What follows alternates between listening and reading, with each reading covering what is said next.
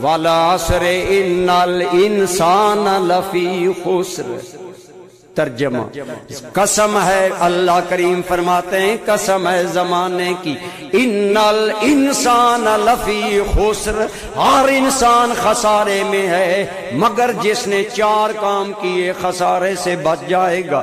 الا الذین آمنوا، پہلی بات جو وعملوا الصالحات، نیک عمل کیے، وتواصوا بالحق، حق اور سچی بات کی جس نے نصیحت کی، وتواصوا بالصبر، اور حق پر چلنے میں مشکلات آئیں تو صبر کی تلقین کرے۔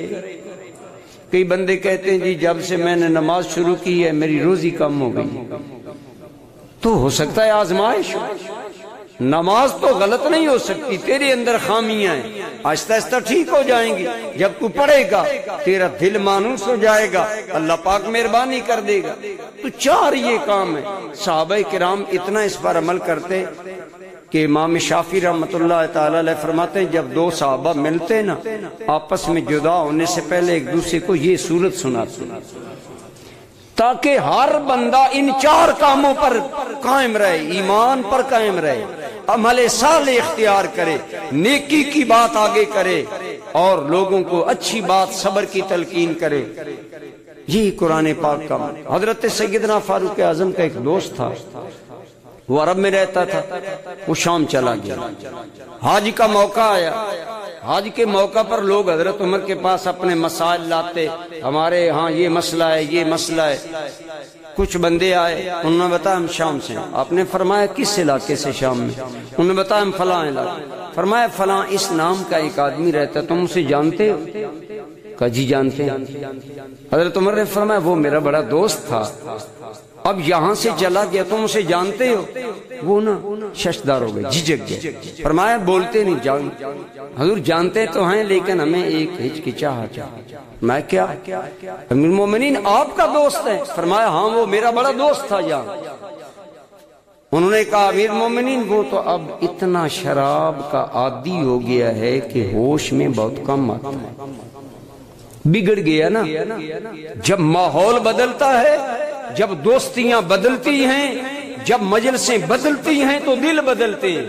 حضرت عمر کا دوست ہو اور شراب کا عادی بن گیا، انہوں نے کہا امیر المومنین وہ تو شراب کا عادی ہے۔ اب انہوں نے اچھا، حضرت عمر بے چین ہو گئے۔ یہ ہے حقیقی دوستی۔ آج ہمارا دوست بے نماز بن کر جہنم جا رہا ہے، ہم مست ہیں، یہ اپنی قبریں جائے گا نا۔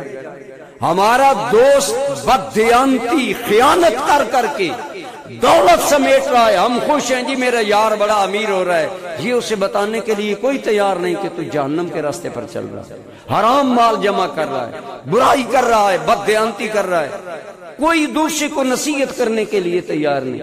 حضرت عمر پریشان ہو گئے، آپ نے ایک ورق لیا، اس ورق پر ایک خط لکھا، فرمایا واپس جا کر اس کو میرا یہ خط اس وقت دینا جب ہوش میں، نشے میں نہ دینا، کیونکہ نشے میں تو کوئی چیز سمجھ نہیں آتی۔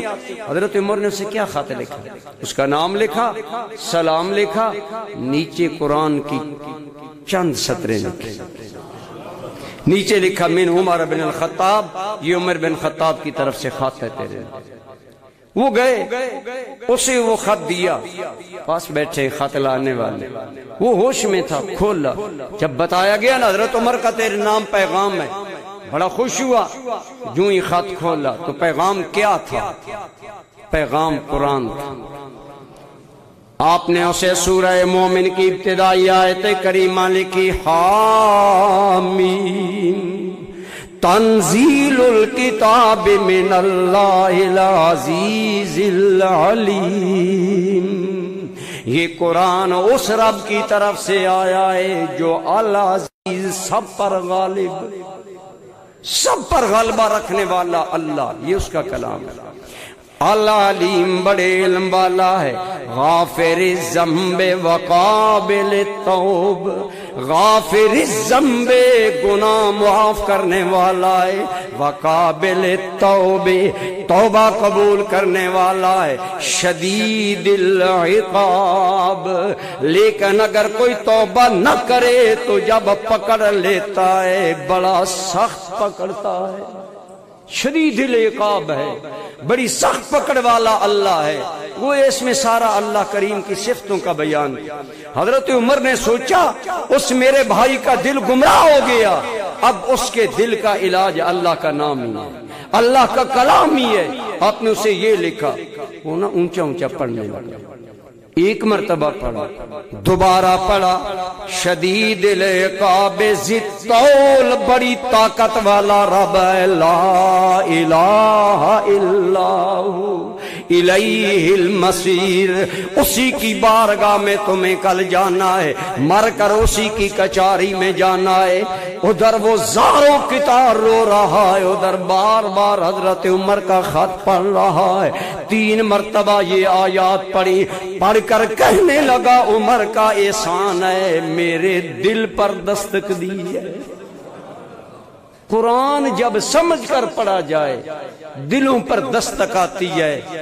وہ آدمی توبہ کر کے شراب سے تائب ہو گیا اور کہنے لگا حضرت عمر نے کتنا بڑا مجھ پر احسان کیا، غافر الذنب وقابل التوبہ۔ اللہ کا کرم والا پہلو یہ ہے کہ بندہ جتنے گناہ کر لے رب معاف کرنے والا ہے، اللہ توبہ قبول کرنے والا ہے، لیکن ساتھ ڈرایا بھی کہ اللہ کی پکڑ بڑی شدید ہے۔ جب یہ آیات پڑھی اس آدمی کو ہوش آ گئی، توبہ کی، اپنے واپس نیکی کے راستے پر آ